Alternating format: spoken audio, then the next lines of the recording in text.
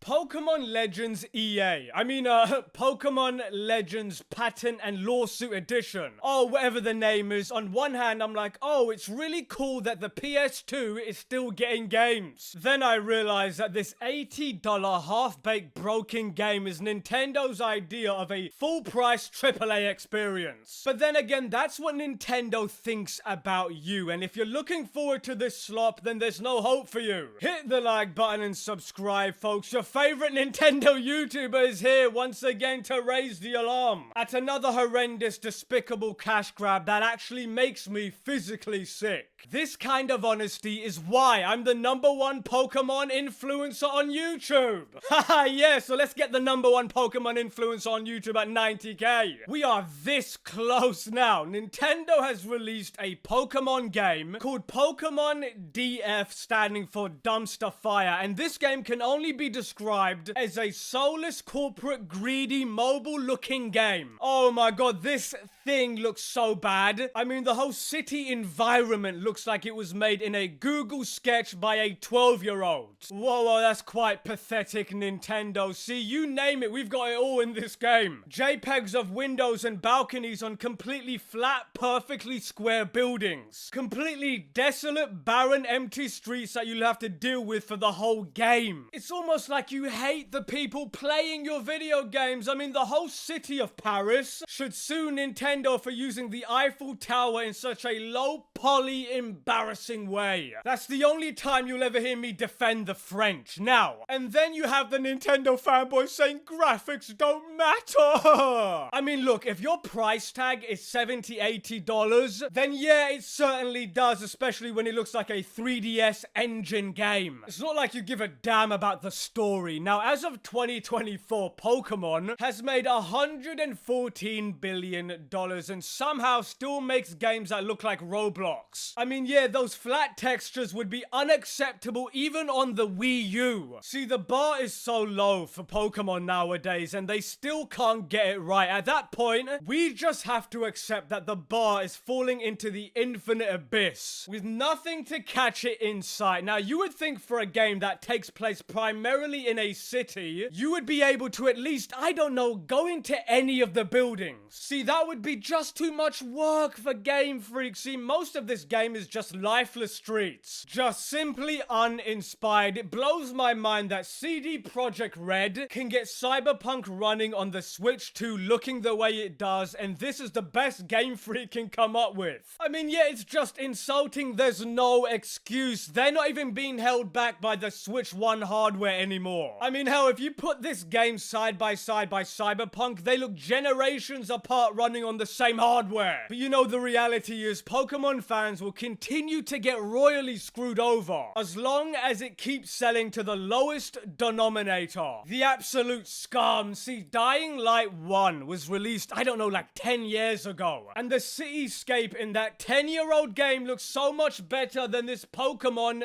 Dumpster Fire. A game like that, full of zombies, is way more alive. Regardless if Pokemon is supposed to be more stylized, I don't accept that as an excuse not to make a game that at least looks like the other modern franchises in 2025. Now, the reason why I just called Nintendo fanboys scum is because Nintendo said they made like $114 billion without having to add any of the things that would actually make them come into the new millennium. So why on earth would they start now? It's because Nintendo is just outright looting their brain-dead fans like it's nothing. And if I'm being honest, it's exactly what they deserve, and they defend these games every single day, while Nintendo gets 1.5% closer to making something actually good every 10 years. Yeah, it takes them that much time. See, Nintendo, you know what's more insane to me? Is that Pokemon, like I said, sells more and more copies and makes more and more money than most other titles. But yet, Nintendo seems to reinvest far less into their products than other companies do with their games. I can see it now in some corpo building in Japan. The Nintendo executives are laughing their ass off making millions because the dumb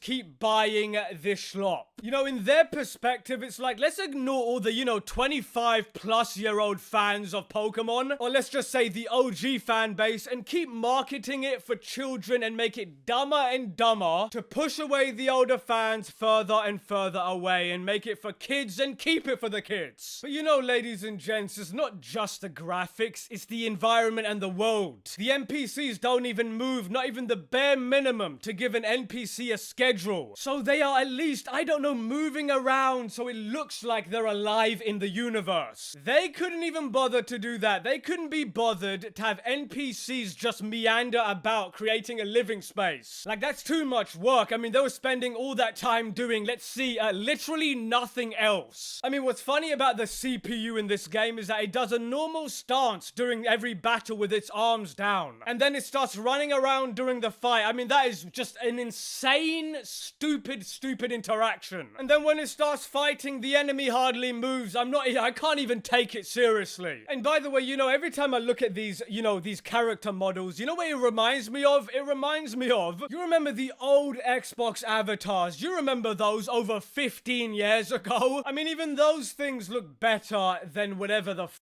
Nintendo has playing here. Now, a few days ago, the Nintendo leaks happened, and the good thing about those leaks coming out is that it exposed a lot of people to the fact that Nintendo can't design a good Pokemon game anymore. Their design process is completely backwards. Their developers are just incompetent. Because we found out through those leaks that this Pokemon game cost $13 million, which is twice the cost of Palworld. Think about that. This stupid little thing, this dastardly product, cost 2 Palworlds. And by the way, it's insane to me that Game Freak still doesn't have voice acting in 2025. I mean, I'm baffled that the biggest franchise in the world can't muster the oomph for something as basic as voice acting. I mean, come on. We are literally talking about the biggest franchise, period, across all media, arts, product placement, you name it. And Pokemon games have what, maybe one paragraph